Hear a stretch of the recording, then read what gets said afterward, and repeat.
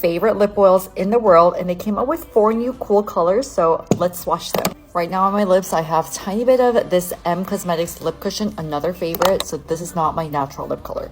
Let's start with the yellow one.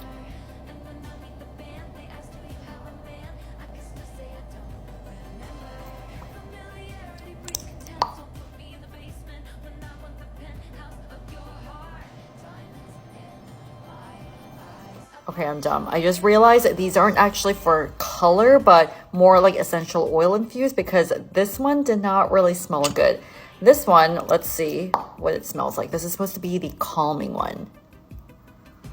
Oh, I love the smell of this one. Lastly, the blue one, apparently it's very minty. Yeah, I'm not gonna like the smell, so I'm gonna give this to a friend, but this one was my favorite, and this one has more of like a lemony one. So these two I like. These two, not my favorite.